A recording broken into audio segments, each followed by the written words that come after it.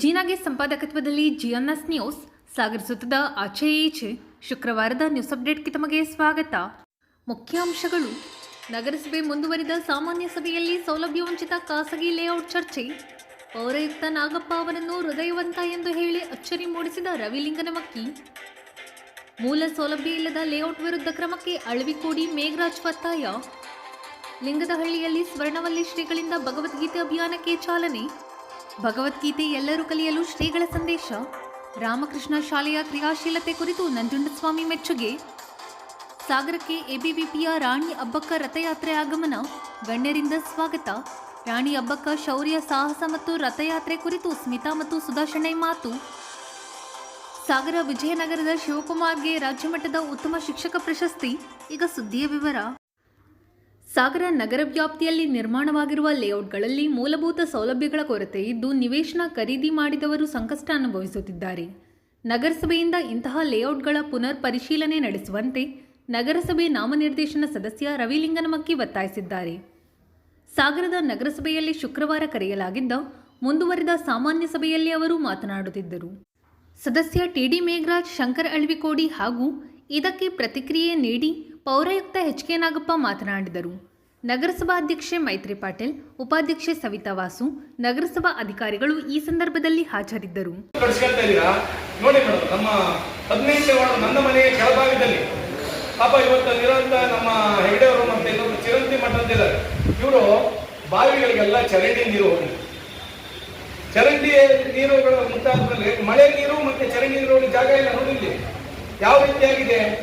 ಕೇವಲ ಕುಂಬ್ರಿ ಬ್ಯಾಕ್ವರ್ಡ್ ಒಂದೇ ಇಲ್ಲ, ಶರಾವತಿ ನೀರನ್ನು ಮುಳುಗಡೆಯಾಗಿ ಮಳೆ ಚರಂಡಿ ನೀರನ್ನು ಮುಳುಗಡೆ ಆದವರು ಸಾಗರ ನಗರಸಭೆಯಲ್ಲಿದ್ದಾರೆ. ದಯಮಾಡಿ ಮೇಡಮ್ ಇದಕ್ಕೆ ಪರಿಹಾರ ಕೊಡಿ. ಯಾಕಂದ್ರೆ ಇವತ್ತು ಮಾನ್ಯ ಜಿಲ್ಲಾಧಿಕಾರಿಗಳಿಂದ ಮತ್ತೆ ನಗರ ಪ್ರಾಧಿಕಾರದಿಂದ ವಿನ್ಯಾಸವನ್ನು ಎಲ್ಲ ಸ್ಕೆಚ್ ಪಡೆದ ನಂತರ ಈ ರೀತಿಯಾಗಿ ಆಗ್ತಾ ಇದೆ. ಜನ ಯಾವ ತರ ಇವತ್ತು ವಾಸ ಮಾಡ್ತಾರೆ ಅಂದ್ರೆ ಯಾವ ರೀತಿ ಆಗ್ತಾ ಇದೆ ಅಂದ್ರೆ, ಯಾಕಂದ್ರೆ ಎಲ್ಲವನ್ನೂ ರಾಜಕಾರಣಿಗಳೇ ನಾವೇ ಮಾಡ್ಲಿಕ್ಕೆ ಆಗಲ್ಲ. ಪ್ರತಿಯೊಂದನ್ನು ಇಲ್ಲ ಚುನಾಯಿತ ಜನಪ್ರತಿನಿಧಿ ಮಾಡಬೇಕು ಅಂತ ಹೇಗಾಗತ್ತೆ. ದಯಮಾಡಿ ನಮ್ಮಲ್ಲಿ ಇರುವಂತ ನೌಕರರ ಸಹಿತ ಬದ್ಧತೆ ಬೇಕು, ಸಾಮಾಜಿಕ ಸಹಿತ ನಿಲುವು ಬೇಕು, ಜನಸಾಮಾನ್ಯರ ಸ್ಪಂದನೆ ಬೇಕು. ಅಂದ್ರೆ ನಾನು ಹೇಳ್ತಾರೆ ಸರ್, ನಗರ ಪ್ರಾಧಿಕಾರದವರು ಏನೋ ಮಾಡಿದ್ರು, ಅವ್ರು ಮಾಡಿದ್ದೇ ತಪ್ಪು ಅಂತ ಹೇಳ್ತೀನಿ ಸರ್. ನಾನು ಇಲ್ಲಿ ಅಸಂವಿಧಾನಿಕ ಶಬ್ದವನ್ನ ಬಳಕೆ ಮಾಡಬಾರ್ದು ಅಂತ ಹೇಳ್ತಾ ಇಲ್ಲ, ಬಿಟ್ರೆ ನನಗೆ ಅವ್ರ ಬಗ್ಗೆ ಅಷ್ಟೇ ಕೆಟ್ಟದಾದಂತ ಕೋಪ ಬರ್ತಾ ಇದೆ. ಒಬ್ಬ ಮನುಷ್ಯ ಬದುಕಕ್ಕಾಗ್ತಿಲ್ಲ. ನೋಡಿ ಮೇಡಮ್, ಇಲ್ಲಿ ಹೊಳೆ ನಿಂತಿದೆ ಅಂತದನ್ನ ಇವಾಗ ಸ್ಟೇಟ್ ಪೇಪರ್ ಎಲ್ಲ ಬಂದ್ರೆ ನಮ್ಮ ಸಾಗರ ನಗರಸಭೆ ಮರ್ಯಾದೆ ಏನಾಗುತ್ತೆ. ಆಮೇಲೆ ನಮ್ಮಲ್ಲಿ ಇಂಜಿನಿಯರ್ ಸೆಕ್ಷನ್ ಎಲ್ಲ ಪರಿಣಿತಿ ಹೊಂದಿದ್ದಾರೆ, ಎಡಬ್ಲ್ಯೂ ಇದ್ದಾರೆ, ನಮ್ಮ ಪೌರಾಯುಕ್ತರಿದ್ದಾರೆ. ಇವೆಲ್ಲ ಇದ್ದು ಹಿಂಗ ಆಗ್ತಾ ಇದೆಯಲ್ಲ. ದಯಮಾಡಿ ಮೇಡಮ್ ಅಭಿವೃದ್ಧಿ ಶುಲ್ಕ ಪ್ರತಿಯೊಂದು ಕೊಡ್ತಾ ಇದ್ದಾರೆ. ಹಾಗೆ ಕೊಟ್ಟಿರಾ ಕಾಪಿ ಪ್ರದೇಶಗಳೆಲ್ಲ ಸೈಟ್ ತಗೊಂಡು ಆಗಿದೆಯಲ್ಲ, ಏನ್ ಮಾಡ್ತೀರಾ? ಒಂದೇ ಇಲ್ಲ ಸರ್, ದಯಮಾಡಿ ತಾವು ಹೇಳೋದನ್ನ ಸುಮ್ಮನೆ ರವಿಯವರು ಒಪ್ಕೊಂಡು ಕುತ್ಕೊಂಡ್ಬಿಡ್ತೀನಿ, ಬೇಜಾರಿಲ್ಲ. ಆದ್ರೆ ಆತ್ಮಸಾಕ್ಷಿ ವಿರುದ್ಧವಾಗಿ ನಾನು ಒಬ್ಬರು ಈ ಲೇಔಟ್ ಸಮಸ್ಯೆ ಪ್ರತಿ ಭಾಗದಲ್ಲೂ ಇದೆ. ನೀವು ಯಾಕೆ ನೋಡೋದಿಲ್ಲ? ಕಾರ್ ತಗೊಂಡು ಅಲ್ಲಿ ತಿರ್ಗೋದಲ್ಲ ಸಮಯ ಊರಿನ ಸಮಸ್ಯೆ ಬಗ್ಗೆ ಸ್ಟಡಿ ಮಾಡಿ. ಈ ಲೇಔಟ್ ಸಮಸ್ಯೆ ನಾಗಪ್ಪಣ ನಮ್ಮ ಭಾಗದಲ್ಲೂ ಇದೆ. RMC ಎದುರು ಭಾಗ ಹೊಸ ಲೇಔಟ್ ಆಗ್ತಾ ಇದೆ, ಇದೇ ಸಮಸ್ಯೆ ಇದೆ. ಹಂಗಂತ ದಯವಿಟ್ಟು ಒಂದ್ಸರಿ ತಾವು ಕಣ್ಣಾಯಿಸಿ ಒಂದು ಮೂಲಭೂತವಾಗಿ ಅದು ವ್ಯವಸ್ಥೆ ಮಾಡಿ. ಎರಡನೇದಾಗಿ ಈ ಜಮಾ ಖರ್ಚು ವಿಚಾರ ಮಧ್ಯೆ ನಾವು ವೈಯಕ್ತಿಕ ವಿಚಾರ ಮಾತಾಡ್ತೀನಿ. ಮೊನ್ನೆ ನಾಯಿ ವೈಯಕ್ತಿಕ ನಾಯಿ ಕಚ್ಚಿ ವಿಚಾರಕ್ಕೆ ಆ ಮಗುಗಳನ್ನ ಮೊನ್ನೆ ನಗರದ ಸ್ಟ್ರೈಕ್ ಮಾಡಿದ್ರು. ತಾವು ಏನು ಸಹಾಯ ಮಾಡಿದ್ವಿ ನಮಗೆ ಗೊತ್ತಿಲ್ಲ. ದಯವಿಟ್ಟು ಆ ಮಗುನ ಖರ್ಚು ವೆಚ್ಚಗಳನ್ನು ಕೊಡೋ ವ್ಯವಸ್ಥೆ ನಗರಸಭೆಯಿಂದ ಮಾಡಬೇಕು. ಗ್ರಾಮ ಸರ್ವೆ ನಂಬರ್ 44ರಲ್ಲಿ 2 ಎಕರೆ 20 ಗುಂಟೆ ಜಮೀನಿನ ಭೂ ಪರಿವರ್ತನೆ ಆಗಿದೆ. ಅವ್ರಿಗೆ ದರ್ಖಾಸ್ತಲ್ಲಿ ಬಂದಂತ ಜಾಗ, ಅಂತ ದರ್ಖಾಸ್ತಲ್ಲಿ ಬಂದಂತ ಜಾಗಕ್ಕೆ ಇವಾಗ ನೋಡ್ರಿ, ಯಾಕಂದ್ರೆ ಸಾಗರ ತಮ್ಗೆಲ್ಲರಿಗೂ ಹಿರಿಯರಿದ್ದೀರಾ. ಸಾಗರ ನಮ್ಮ ಟಿಡಿ ಮೇಯರ್ ಸರ್ ಪ್ರತಿಯೊಬ್ಬರು 2001ರಲ್ಲಿ AC ಆಫೀಸ್ನಲ್ಲಿ ಅಕ್ರಮ ಭೂಕಟ್ಟೆಗಳ ಹಕ್ಕುಪತ್ರ ಕೊಡ್ತಾರೆ. ಅದನ್ನು ತಗೊಂಡು ಬಂದು ಪಾರ್ಕ್ ಜಾಗದಲ್ಲಿ ಅದು ಯಾವ ರೀತಿ AC ಕಟ್ಟಡಕ್ಕೆ ಕೊಡಬೇಕು. ನಿಮಗೂ ಸಹಿತ ನಿನ್ನೆ ಮನೆಯಲ್ಲಿ ಕೊಟ್ಟೋಗಿದ್ದಾರೆ. ಇವತ್ತು ಪಾಪ ಮನುಷ್ಯ ವಿಷ ಕುಡಿಯೋ ಪರಿಸ್ಥಿತಿಯಲ್ಲಿ ಬಂದಿಯಾನ ರೈತ. ದಯಮಾಡಿ ನಾನು ಏನು ವಿಚಾರ ಹೇಳಕ್ ಬಂದೆ ಅಂದ್ರೆ, ನಿಮಗೆ ಸರ್ವೆ ನಂಬರ್ 44ರ ಅನ್ಯಾಯಕ್ಕೆ 6 ಮತ್ತು 8ರಲ್ಲಿ ಆಶ್ರಯ ನಿವೇಶನಕ್ಕೆ ನಿಗದಿಯಾಗಿದೆ. ಆ ಜಾಗದಲ್ಲಿ ಯಾವ ಒಬ್ಬ ಸದಸ್ಯರಿಂದ ಇದು ಅನ್ಯಾಯ ಆಗಿದೆ ಅಂತ ಹೇಳಲ್ಲ, ನೌಕರ ವರ್ಗದಿಂದ ಆಗಿದೆ. ನೌಕರರು ಸ್ಟ್ರಿಕ್ಟ್ ಆಗಿದ್ದಿದ್ರೆ ಇದನ್ನ ಕರೆಕ್ಟ್ ಆಗಿ ನೋಡ್ಬೋದಿತ್ತು. ಕಂದಾಯ ಇಲಾಖೆಯವರು ಖಾತೆ ಎಲ್ಲ ಆಗಿದೆ. ಇವತ್ತು ಆ ಬಡವನ ಗೋಳು ಹೇಳೋ ಪರಿಸ್ಥಿತಿಯಲ್ಲಿ ಇಲ್ಲ. ದಯಮಾಡಿ ಅವನಿಗೆ ಮಾನ್ಯ ಪೌರಾಯುಕ್ತರಿದ್ದೀರಿ, ಹೃದಯವಂತರು, ಸರ್ವೆ ನಂಬರ್ 6 ಕೇವಲ ಸಾಗರ ನಗರಸಭೆ ನೋಡ್ತೀವಿ. ಅವ್ರ ಕಾಂಗ್ರೆಸ್ ಪಟ್ಟಣ ಪಂಚಾಯತಿನೂ 10:30 10:30 ಗಂಟೆ ಸ್ಪೆಂಡ್ ಮಾಡಿ ಆಡಳಿತ ತಗೊಂಡು ಅಲ್ಲೂ ಕೂಡ ಗಮನಿಸ್ತಾ ಇದ್ದಾರೆ. ಮತ್ತೇನೋ ವಿಶ್ವಾಸ ಮತ್ತೊಂದು ಮಾಡಿದರೆ ಬೇಡ ನಮಗೆ ಅಂದ್ರೆ ಈ ಬಂದವರ ವಿಷಯ ನೀವು ಬರೀ ಸಾಗರ ನಗರಸಭೆ ಏನು ಅಂತೇಳಿ ಗಣಪತಿ ನನಗೆ ಗೊತ್ತಿದೆ, ಅವ್ರಿಗೆ ಗೊತ್ತಿದೆ, ನನಗೆ ಗೊತ್ತಿರಲ್ಲ. 10:30 ಅಲ್ಲ, 10:30 ಗಂಟೆ ಅಲ್ಲಿ ಇದ್ರು. ಅದು ಆಮೇಲೆ ಲೆಕ್ಕ ಹೇಳ್ತೀನಿ ನಾನು. ಇದು ಒಂದು. ಎರಡನೇದು, ಮಾನ್ಯ ಸದಸ್ಯರು ಪ್ರಸ್ತಾಪ ಮಾಡುವ ವಿಷಯ ನಮಗೆ ಬರುತ್ತೆ. ಅದಕ್ಕೆ ಒಂದೊಂದು ಪರಂಪರೆ ಇದೆ. ಒಂದು ವಿಷಯ ಜಮಾ ಖರ್ಚು 4 ಮೀಟಿಂಗ್ ಆಗಿದೆ. ಅದಕ್ಕೆ ರೂಲಿಂಗ್ ಕೊಡಿ. ಮಾರ್ಚ್ 25ರವರೆಗೆ ಜಮಾ ಖರ್ಚನ್ನ ದೀರ್ಘವಾಗಿ ಗಮನಿಸಿ ಚರ್ಚಿಸಿ ಓಪನ್ ಆಗಿ ರೂಲಿಂಗ್ ಕೊಡಿ. ಅದಾದ್ಮೇಲೆ ಗೌರವಾನ್ವಿತ ಸದಸ್ಯರು ಪ್ರಸ್ತಾಪ ಮಾಡಿದ ವಿಷಯ ಆಫೀಸ್ ಹೋಗಿದ್ದೀರಾ, ಈ ಎಲ್ಲಿನ ಎತ್ತನ್ನ ನೀರಲ್ಲಿ ಮುಗಿಸ್ಕೊಂಡು ವ್ಯಾಪಾರ ಮಾಡಬೇಕು ಅಂತ ಹೇಳ್ತಾರೆ. ನೀವು ಗಂಭೀರವಾದ ವಿಷಯ ಪ್ರಸ್ತಾಪ ಮಾಡ್ತೀರಾ, ಕಚೇರಿಗೆ ಇಟ್ಬಿಡಿ. ಅವರ ಬ್ರಹ್ಮ ಇರ್ಬೇಕಂತಾರ ಗೊತ್ತಿಲ್ಲ. ಅಧ್ಯಕ್ಷರಲ್ಲಿ ನೀವೇನಿಲ್ಲ, ಅವ್ರು ಪ್ರಸ್ತಾಪ ಮಾಡೋ ವಿಷಯ ಯಾವುದಾದ್ರೂ ಸಭೆಗಳಲ್ಲಿ ಹೋಗುವಾಗಿದ್ರೆ ಪೂರ್ಣ ಸಿದ್ಧತೆ ನಡೆಸಿ ಹೇಳಿದ್ರು. ವಾಹನ ತಗೊಂಡೋಣ, ಅಧಿಕಾರಿ ತಗೊಂಡೋಣ, ಲೇಔಟ್ ಏನಾದ್ರು ಮಾಡಿರೋ ತಪ್ಪೇನು, ನಾವ್ಯಾಕೆ ಅದನ್ನ ರಿಲೀಸ್ ಕೊಟ್ವಿ, ಏಕ್ ಸೈಟ್ ಖಾತೆ ಆಗಿದೆ, ಇನ್ನೆಷ್ಟು ಸೈಟ್ ಆಗದಿದೆ, ಆ ರಿಲೀಸ್ ಮಾಡಿಸ್ಕೋಬೇಕಿದ್ರೆ ಬರೀ ಒಟ್ಟು ಸಹಸ್ರ ಹೋಗಿರ್ತಾರೆ. ಆಗಿದೆ ವಿಜಯನಗರ ಅಂತ ಹೇಳಿದ್ರು, ನಮ್ದಾಗಿದ್ರು ಶಂಕರ ಅವರು ಮಾಡಿದ್ರು RMC ಎದುರುಗಡೆಗೆ ಲೇಔಟ್ ಮಾಡೋದು ಹೈಟ್ ಆಗ್ಬಿಟ್ಟಿದೆ. ಹಿಂದುಗಡೆಗೆ ಕಾರ್ಯಕ್ರಮ ಮತ್ತು ಅಡಿಗೆ ಮಾಡೋದ್ರಿಂದ ನೀರು ಬರ್ತಾ ಇದೆ. ಇದು ತಪ್ಪೆ ಆಗೋದು ಕೇಳಿದ್ರೆ ಲೇಔಟ್ ಅನ್ನೋದು. ಇದನ್ನ ಸಭೆ ಕಣ್ಣಿ ದೀರ್ಘ 3-4 ಮೀಟಿಂಗ್ ಜಮಾ ಮುಚ್ಚಿದ್ದಾರೆ. ಇನ್ನು ಬಹಳ ಕಡಿಮೆ ದಿನ ಇದೆ. ಅಗತ್ಯ ಬಿದ್ದಲ್ಲಿ ಜನರಲ್ ಮೀಟಿಂಗ್, ಅಗತ್ಯ ಬಿದ್ದಲ್ಲಿ ಸದಸ್ಯರಿರ್ತಕ್ಕಂಥ ವಿಷಯ ಗಂಭೀರವಾಗಿದ್ರೆ ಸ್ಪೆಷಲ್ ಮೀಟಿಂಗ್ ಒಂದು 5 ಮೀಟಿಂಗ್ ಮಾಡೋಣ, ಅಂದ್ರೆ ಹೋಗಲ್ಲ, ಅದನ್ನ ಕಾರ್ಯಕರ್ತರು ಮಾಡೋಣ. ಹಾಗಾಗಿ ಇದು ರೂಲಿಂಗ್ ಕೊಟ್ಟು ಮುಂದಿನ ಮಾನ್ಯ ಆಯ್ಕೆ ನಿಮಗೆ ನೀವೇ ಒಂದು ಕಂಪ್ಯೂಟರ್ ಒಂದು ಚಿಪ್ ನೋಡಿದ್ರೆ ನಮ್ಗೆ ಹಂಗಿಲ್ಲ. ಈಗ ಎಲ್ಲ ವಿಷಯಕ್ಕೆ ಪ್ರಶ್ನೆ ಕೇಳ್ತಾರೆ, ಉತ್ತರ ಕೊಡ್ತೀರಾ. ನಾವಿಲ್ಲಿ ಅದೇನಿತ್ತು 3ನೇ ಕಣ್ಣು ಲಿಂಗಮಕ್ಕಿ ರವಿ ಅವರು ಅವರ ಇಬ್ಬರ ಮಧ್ಯೆ ವಿಜಯ ನಾಗರಾಜ್ ಅಂತ ಹೊರದಾಡ್ತಾ ಇರುತ್ತೆ. ಅದರಲ್ಲಿ ನಂದು ಅದು ಮಾಡಲಿಲ್ಲ. ಆದ್ರೆ ಅದೇ ಘಟನೆ ಮಾಡಿ ಆಯ್ತು ಪಾಪ ಅದರಿಂದ ಬಂದ್ರು. ಈಗ ಅವ್ರು ಬಂದು 6 ವಾರ್ಡಿನ ಸದಸ್ಯರು ನಾನು ನೋಡಿ ಬೇಜವಾಬ್ದಾರಿ ಅಂತ ಹೇಳಲ್ಲ, ನಿಮ್ಮಲ್ಲಿ ಆರೋಗ್ಯದ ಪೈಪೋಟಿ ಉಂಟುಬಿಡುತ್ತೆ. ಮತ್ತೆ ಅದೇನಂತ ನೋಡ್ಬೇಡಿ, ಆ ವಿಷಯದ ಗಂಭೀರತೆಗೆ ಮುಂದೆ ತಡಿ. ಇದನ್ನು ಈ ತರದಲ್ಲಿ ಯಾಕಂದ್ರೆ ಈ ಸಭೆ ಗೌರವಕ್ಕೆ ಒಳ್ಳೆಯದಲ್ಲ. ಮಾನ್ಯ ಸದಸ್ಯರು ಏನ್ ಗೌರವ ಹೇಳ್ತಾರೆ ಅದಕ್ಕೆ ಅಧ್ಯಯನ ಮಾಡಿಕೊಂಡು ಆಫೀಸ್ ಹೋಗ್ಬಿಟ್ಟು ಮೀಟಿಂಗ್ ಇರ್ತಾರ, ಪರಿಹಾರ ಕಾಣ್ತಾರೆ. ಇದಕ್ಕೆ ಸಂಬಂಧಪಟ್ಟ ರೆಸಲ್ಯೂಷನ್ ಕಳಿಸಿ 300 ಸದಸ್ಯರು ಒಂದೊಂದು ಅಜೆಂಡಾ ತಲುಪಲು 5 ತಿಂಗಳು ಹೇಳ್ತಾರಪ್ಪ ಅಂತ ಹೇಳಿ ಕೌನ್ಸಿಲೇಷನ್ ನಿಲ್ಲೋಣ. ಯಾವ ಕಾರಣಕ್ಕೂ ಒಂದೊಂದು ಅಜೆಂಡಾ ತಂದು 5 ಸರಿ ಎಲೆಕ್ಷನ್ ಮಾಡ್ತಾ ಇದ್ರು. ಪಾಪ ಅವ್ರಿಗೆ ಗೊತ್ತಿರಲ್ಲ, ಇದು ಆಡಳಿತ ಅಧಿಕಾರಿಗಳ 24 ತಿಂಗಳು ಜಮಾ ಕೊಡ್ತೀವಿ ಅಂತ ಅವ್ರಿಗೆ ಗೊತ್ತಾಗಿರಲ್ಲ. ಆದ್ರೆ ಆ ಅಪಾಯ ಇರುತ್ತೆ. ಅದರ ಮಧ್ಯೆ ಗೌರವಾನ್ವಿತ ಸದಸ್ಯರು ನೀವು ಭಗವದ್ಗೀತೆ ಕಲಿತರೆ ಸಾಲದು, ಅದು ಇನ್ನೊಬ್ಬರಿಗೂ ಕಲಿಸಬೇಕು. ಭಗವದ್ಗೀತೆ ಕಲಿಕೆಯಿಂದ ಮಾನಸಿಕ ನೆಮ್ಮದಿ ಲಭ್ಯವಾಗುತ್ತದೆ ಎಂದು ಸ್ವರ್ಣವಲ್ಲಿ ಮಠದ ಶ್ರೀ ಗಂಗಾಧರೇಂದ್ರ ಸರಸ್ವತಿ ಸ್ವಾಮಿಗಳು ತಿಳಿಸಿದರು. ಸಾಗರ ತಾಲೂಕಿನ ಮಡಸೂರು ಲಿಂಗದಹಳ್ಳಿಯ ಶ್ರೀ ರಾಮಕೃಷ್ಣ ವಿದ್ಯಾಲಯದಲ್ಲಿ ಭಗವದ್ಗೀತೆ ಅಭಿಯಾನ ಸಮಿತಿ ವತಿಯಿಂದ ಏರ್ಪಡಿಸಿದ್ದ ತಾಲೂಕು ಮಟ್ಟದ ಭಗವದ್ಗೀತೆ ಅಭಿಯಾನ ಉದ್ಘಾಟಿಸಿ ಅವರು ಆಶೀರ್ವಚನ ನೀಡುತ್ತಿದ್ದರು. ಅಭಿಯಾನ ಸಮಿತಿಯ ಮಾಸನಂಜುಂಡಸ್ವಾಮಿ ಮಾತನಾಡಿದರು.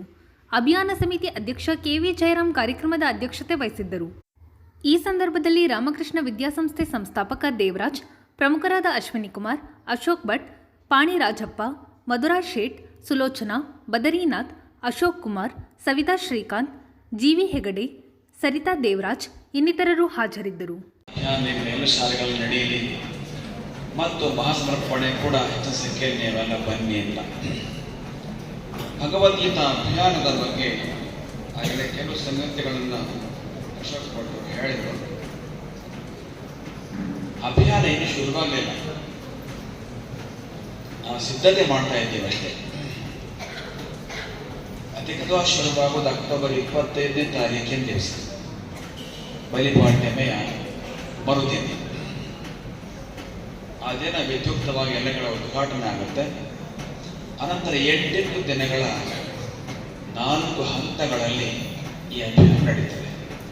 ಅಂದರೆ ಆ 8 ದಿನಗಳ ಅವಧಿಯಲ್ಲಿ ಈ ವಿಶ್ವರೂಪಾದರ್ಶನ ಅಧ್ಯಾಯವನ್ನು ಹೇಳಬೇಕು ಅಥವಾ ಕಲಿಸ್ಬೇಕು, ಕಲಿಬೇಕು.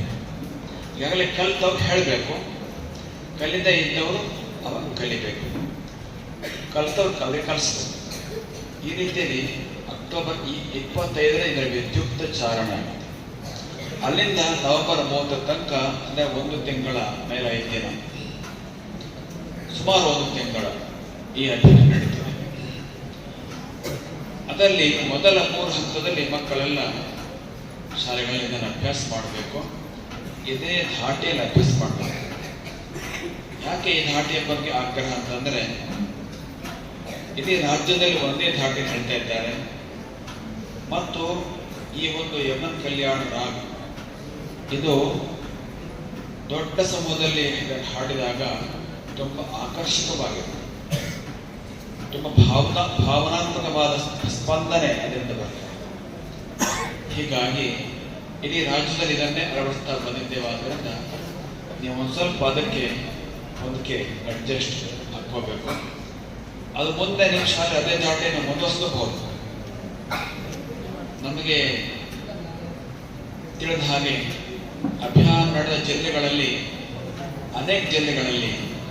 ಇನ್ನೂ ಅನೇಕ ಶಾಲೆಗಳಲ್ಲಿ ಇದೇ ದಾಟಿಯನ್ನು ಮುಂದುವರಿಸಿದ್ದಾರೆ.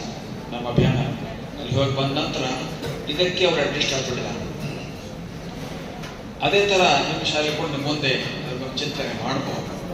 ಆ ಸದ್ಯಕ್ಕೆ 11ನೇ ಅಧ್ಯಾಯವನ್ನು ಅದರಲ್ಲೇ ಕಲ್ತ್ಕೊಂಡು ತುಂಬ ಸಂಖ್ಯೆಯ ಜನ ಬನ್ನಿ ಅಂತ ಕರಿತೀವಿ. ಅದ್ರ ಜೊತೆ ನೆನ್ಪಿಡಿ ಭಗವದ್ಗೀತೆ ಹೇಳೋದಕ್ಕೆ ಕಲಿತುಕೊಂಡು ಸುಮ್ಮನೆ ಜನರ ಒಂದು ದೊಡ್ಡ ಜಾತ್ರೆ ಆದರೆ ಯಾವ ಪ್ರಯೋಜನವೂ ಇಲ್ಲ. ಭಗವದ್ಗೀತೆ ಹೇಳ್ತಕ್ಕಂಥವ್ರು ಸಹ ಕೊಡಬೇಕಾಗುತ್ತೆ. ಅದಕ್ಕೆ ಎಲ್ಲರೂ ಕೂಡ ಅದನ್ನು ಹೇಳೋದಕ್ಕೆ ಕಲಿತುಕೊಂಡು ಆ ಕಾರ್ಯಕ್ರಮದಲ್ಲಿ ಭಾಗವಹಿಸಿದರೆ ಗೀತೆಯ ಸಂದೇಶ ಮತ್ತೊಮ್ಮೆ ರಾಷ್ಟ್ರಕ್ಕೆ ವಿಶ್ವಕ್ಕೆ ಹರಡುತ್ತದೆ. ಇಲ್ಲಿ ಸಾಗರ, ಸ್ವರ್ಗ, ಹೊಸನಗರ ಮತ್ತು ಆನವಟ್ಟಿಯಿಂದ ಬಂದಂತಹ ಕಾರ್ಯಕರ್ತರಿದ್ದೀರಿ. ನಿಮ್ಮೆಲ್ಲರ ಗಮನಕ್ಕೆ ಅಂತಂದರೆ ಈ ಅಭಿಯಾನದ ಉದ್ಘಾಟನೆ ನಿಮ್ಮ ತಾಲೂಕಿನಲ್ಲಿ ಕೂಡ ಅಕ್ಟೋಬರ್ 25 ತಾರೀಕಿನ ದಿವಸ ಮಾಡ್ಕೋಬೇಕು ಮತ್ತು 8 ದಿನಗಳ 4 ಹಂತಗಳಿಗೆ ಕರಪತ್ರ ಸಿಕ್ಕಿದೆ ವಿವರಣೆ ಇದೆ. ಆ ಪ್ರಕಾರ ನಿಮ್ಮ ಪ್ರದೇಶ ಮಾಡಿಸಬೇಕು. ಮತ್ತೆ ನೆನಪಿಡಿ, ನವೆಂಬರ್ 21 ಒಳಗ ಈ ತಾಲೂಕು ಮಟ್ಟ ಸ್ಪರ್ಧೆಯನ್ನು ಮುಗಿಸ್ಕೋಬೇಕು. ಯಾಕಂದ್ರೆ ಮುಂದೆ ಜಿಲ್ಲಾ ಮಟ್ಟ ಸ್ಪರ್ಧೆ ನವೆಂಬರ್ 25 ಸುಮಾರಿಗೆ ಆಗ್ತದೆ. ಆಮೇಲೆ ನವೆಂಬರ್ 29 ರಾಜ್ಯ ಮಟ್ಟ ಸ್ಪರ್ಧೆಗಳಾಗ್ತವೆ. ಮುಂದಿನ ಹಂತಗಳಿಗೆ ಅನುಕೂಲವಾಗುವುದಕ್ಕೋಸ್ಕರ ನವೆಂಬರ್ 21 ಅಥವಾ ಅದಕ್ಕಿಂತ ಮುಂಚೆನೆ ತಾಲೂಕು ಮಟ್ಟ ಸ್ಪರ್ಧೆಯನ್ನು ಮಾಡ್ಕೋಬೇಕು. ಸ್ಪರ್ಧೆಯಲ್ಲಿ 3 ಸ್ಪರ್ಧೆಗಳು: ಕಂಠಪಾಠ, ಭಾಷಣ ಮತ್ತು ರಸಪ್ರಶ್ನೆ. ಕಂಠಪಾಠ ಸ್ಪರ್ಧೆ 2 ವಿಭಾಗಗಳಲ್ಲಿ, ಹೈಯರ್ ಪ್ರೈಮರಿ ಮತ್ತು ಹೈಸ್ಕೂಲ್. ರಸಪ್ರಶ್ನೆ ಹೈಸ್ಕೂಲ್ ಮಕ್ಕಳಿಗೆ ಮಾತ್ರ. ಭಾಷಣ ಸ್ಪರ್ಧೆ 3 ವಿಭಾಗದವರೆಗೂ ಇರ್ತದೆ. ಅಂದರೆ ಪ್ರೈಮರಿ, ಹೈಯರ್ ಪ್ರೈಮರಿ, ಹೈಸ್ಕೂಲ್ ಮತ್ತು PU. ಹೀಗೆ 3 ರೀತಿಯ ಸ್ಪರ್ಧೆಗಳಿರ್ತವೆ. ಅದನ್ನು ತಾಲೂಕು ಮಟ್ಟದಲ್ಲಿ ಮಾಡಿ ಜಿಲ್ಲಾ ಮಟ್ಟಕ್ಕೆ ಕಳಿಸ್ಬೇಕು. ಆಗಲೇ ಬಹುಶಃ ಅಶೋಕ್ ಭಟ್ ಹೇಳಿದಂತ ಕಾಣ್ತದೆ ಅಥವಾ ನಂಜೂರ್ ಸ್ವಾಮಿ ಹೇಳಿದ್ರು ಕಾಣ್ತದೆ. ರಾಮಕೃಷ್ಣ ವಿದ್ಯಾಶಾಲೆ ಮಕ್ಕಳು ಈಗಾಗಲೇ ಸಾಕಷ್ಟು ಸಂಸ್ಕಾರ ಪಡ್ಕೊಂಡಿದ್ದೀರಿ ಮತ್ತು ಈ ಭಗವದ್ಗೀತೆ ಯಾರು ಹೇಳ್ತಾ ಇದ್ದೀರಿ ನೀವು. ಹಾಗೆ ನಿಮ್ಮ ಶಾಲೆಯವರು ಖಂಡಿತ ಬಹುಮತ ಓದ್ಕೊಳ್ತೀನಿ ಅಂತ ಹೇಳಿ ಈಗಲೇ ನಮಗೆಲ್ಲ ವಿಶ್ವಾಸ ಕಾಣ್ತದೆ.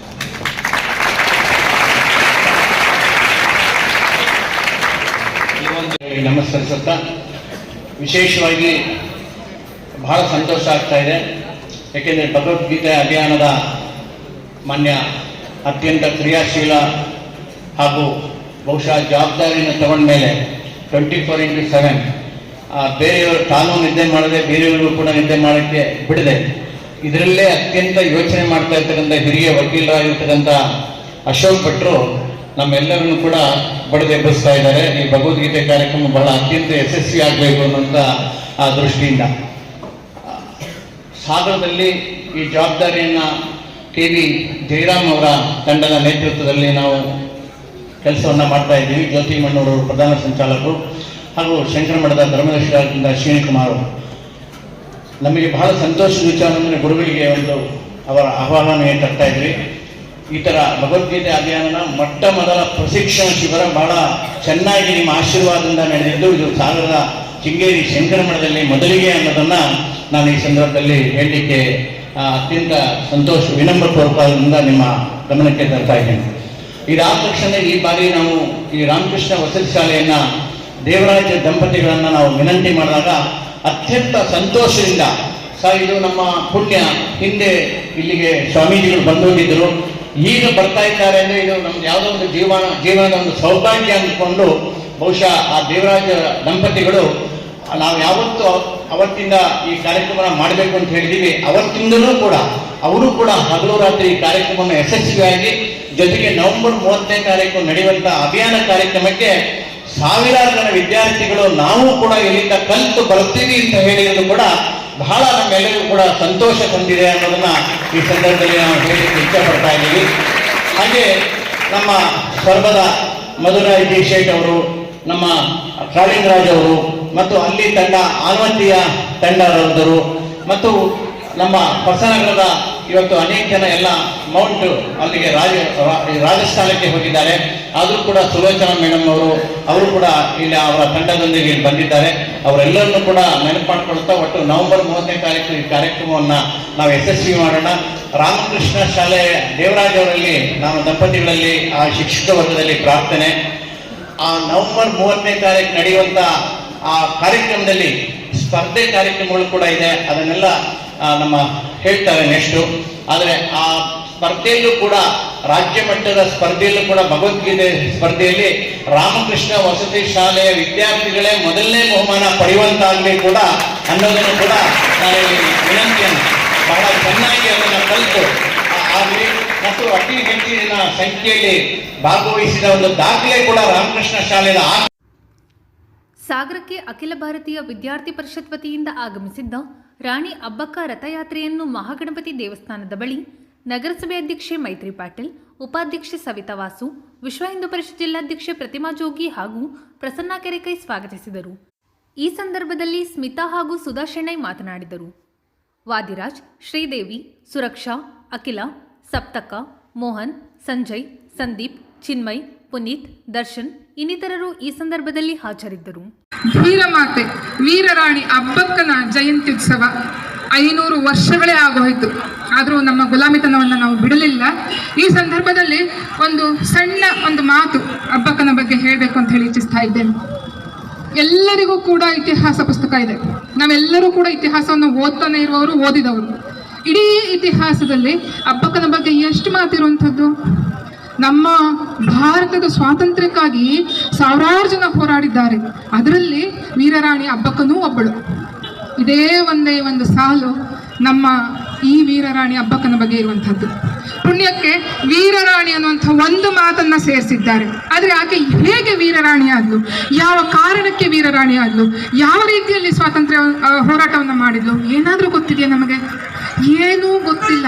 ದುರಂತ ಕಂಡ್ರೆ ಇದು ನಮ್ದು ದುರಂತ. ಯಾಕೆ ಅಂತಂದ್ರೆ ಮೈಸೂರಿನಿಂದ ಹೆಚ್ಚು ಕಡಿಮೆ ಅರ್ಧ ಪೂರ್ತಿ ಕೇರಳದಲ್ಲಿ ಎಷ್ಟೋ ಲಕ್ಷಾಂತರ ಜನರನ್ನು ಕೊಂದಂತಹ ವ್ಯಕ್ತಿಯನ್ನ ಮೈಸೂರು ಹುಲಿ ಅಂತ ಕರಿತೇವೆ.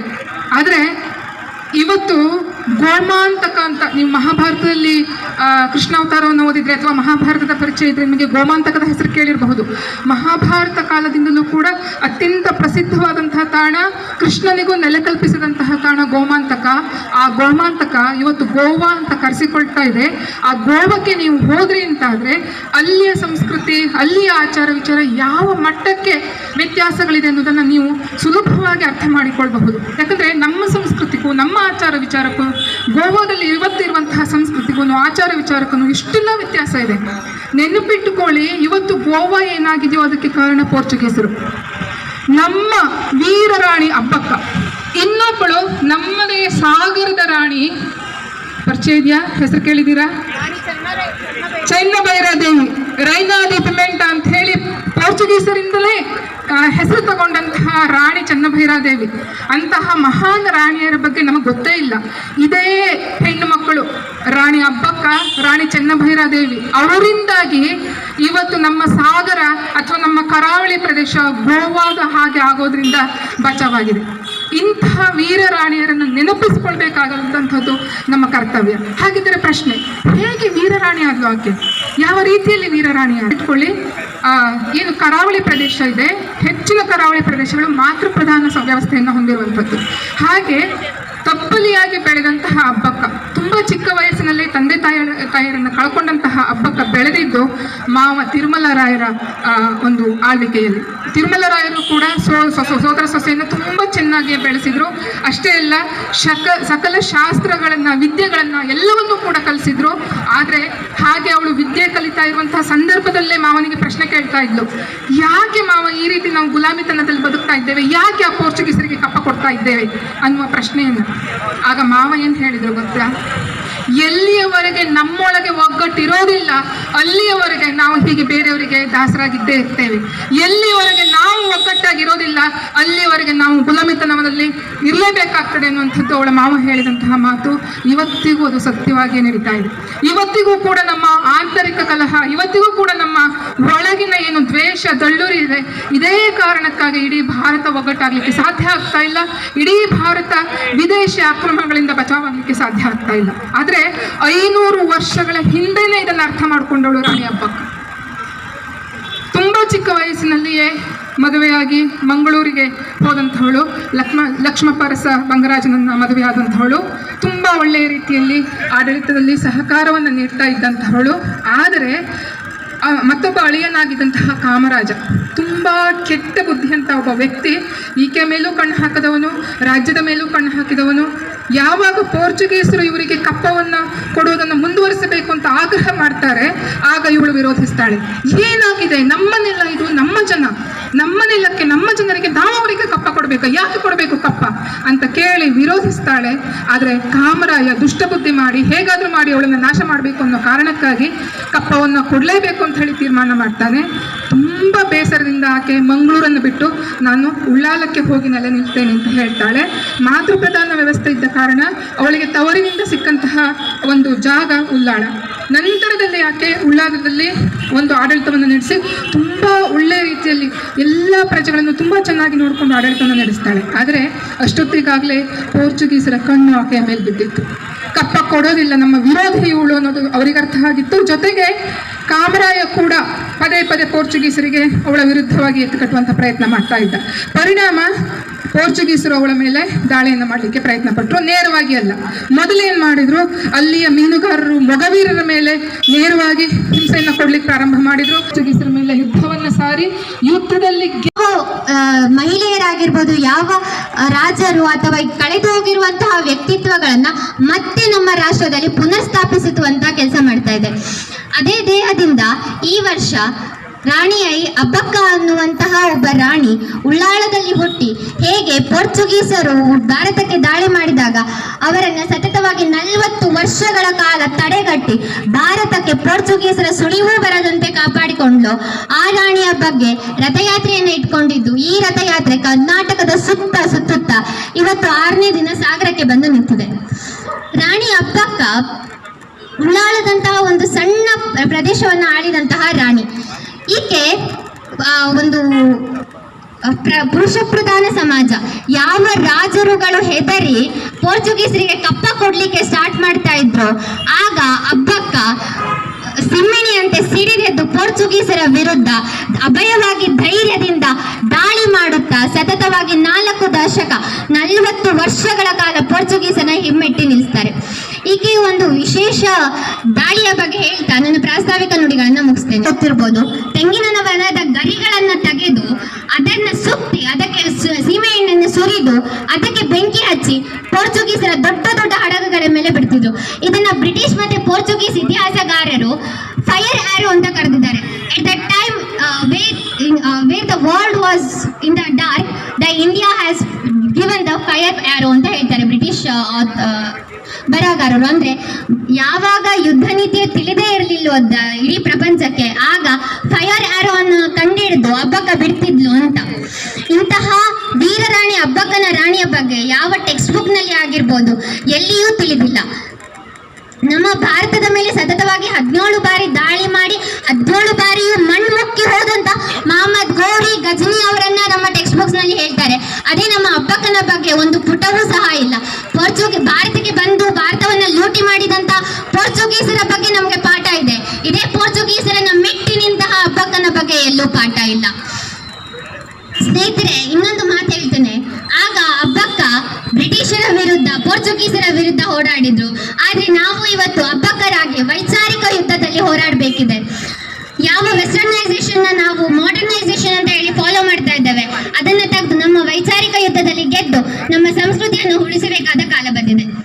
ಇನ್ನು ಅಖಿಲ ಭಾರತೀಯ ವಿದ್ಯಾರ್ಥಿ ಪರಿಷತ್ ಹಮ್ಮಿಕೊಂಡಂತಹ ರಥಯಾತ್ರೆ. ಈ ರಥಯಾತ್ರೆ 2 ಸ್ಥಳದಿಂದ ಉದ್ಘಾಟನೆಗೊಂಡಿದೆ. ಒಂದು ಬೆಂಗಳೂರಿಂದ ಉದ್ಘಾಟನೆಗೊಂಡು ಉಳ್ಳಾಳ ತಲುಪತ್ತೆ, ಇನ್ನೊಂದು ದಾವಣಗೆರೆಯಿಂದ ಉದ್ಘಾಟನೆಗೊಂಡಿರುವಂತಹ ಈ ರಥ ದಾವಣಗೆರೆ, ಚಿತ್ರದುರ್ಗ, ತುಮಕೂರು, ಹಾಸನ, ಚಿಕ್ಕಮಗಳೂರು, ಶಿವಮೊಗ್ಗ ಮಾರ್ಗವಾಗಿ ಅಬ್ಬಕ್ಕ ಆಡಿದಂತಹ ಜಾಗ ಉಳ್ಳಾಳದಲ್ಲಿ 16ಕ್ಕೆ ಸಮಾರೋಪ. ಸಾಗರ ತಾಲೂಕಿನ ಆನಂದಪುರಂ ಸಾಧನಾ ವಿದ್ಯಾಕೇಂದ್ರದ ಶಿಕ್ಷಕ ಶಿವಕುಮಾರ್ ಜಿ ಅವರಿಗೆ ರಾಜ್ಯ ಮಟ್ಟದ ಉತ್ತಮ ಶಿಕ್ಷಕ ಪ್ರಶಸ್ತಿ ಘೋಷಣೆಯಾಗಿದೆ. ಕರ್ನಾಟಕ ರಾಜ್ಯ ಅನುದಾನಿತ ಪ್ರಾಥಮಿಕ ಶಾಲಾ ಶಿಕ್ಷಕರ ಸಂಘದ 2025-26ನೇ ಸಾಲಿನ ರಾಜ್ಯ ಮಟ್ಟದ ಉತ್ತಮ ಶಿಕ್ಷಕ ಪ್ರಶಸ್ತಿಯನ್ನು ಶಿವಕುಮಾರ್ ಅವರಿಗೆ ನೀಡಲಾಗಿದ್ದು, ಸೆಪ್ಟೆಂಬರ್ 14ರಂದು ಬೆಳಗ್ಗೆ 9:30ಕ್ಕೆ ರಾಣಿಬೆನ್ನೂರಿನ ಮೃತ್ಯುಂಜಯ ಸಭಾಭವನದಲ್ಲಿ ವಿಧಾನ ಪರಿಷತ್ ಸಭಾಪತಿ ಬಸವರಾಜ ಹೊರಟ್ಟಿ ಹಾಗೂ ಗಣ್ಯರ ಸಮ್ಮುಖದಲ್ಲಿ ಪ್ರಶಸ್ತಿ ಪ್ರದಾನ ನಡೆಯಲಿದೆ. ಶಿವಕುಮಾರ್ ಜಿ ಅವರು ತಾಲೂಕಿನ ಹಲವು ಸರ್ಕಾರಿ ಶಾಲೆಗಳಲ್ಲಿ ನಿಯೋಜಿತ ಶಿಕ್ಷಕರಾಗಿ ಸೇವೆ ಸಲ್ಲಿಸಿದ್ದು, ಪ್ರಸ್ತುತ ಮುಂಗಳಿಮನೆ ಉನ್ನತೀಕರಿಸಿದ ಸರ್ಕಾರಿ ಪ್ರಾಥಮಿಕ ಶಾಲೆಯಲ್ಲಿ ಕರ್ತವ್ಯ ನಿರ್ವಹಿಸುತ್ತಿದ್ದಾರೆ. ಶೈಕ್ಷಣಿಕ ಸೇವೆ ಜೊತೆಗೆ ಸಾಮಾಜಿಕ ಸಾಂಸ್ಕೃತಿಕ ಚಟುವಟಿಕೆಗಳಲ್ಲಿ ಶಿವಕುಮಾರ್ ಸಕ್ರಿಯವಾಗಿ ಕೆಲಸ ಮಾಡಿದ್ದಾರೆ. ಇದು ಶುಕ್ರವಾರದ ಸಮಗ್ರ ಸುದ್ದಿ. ನಿರಂತರ ಸುದ್ದಿಗಾಗಿ ನೋಡ್ತಾ ಇರಿ GNS ನ್ಯೂಸ್. ನಮಸ್ಕಾರ.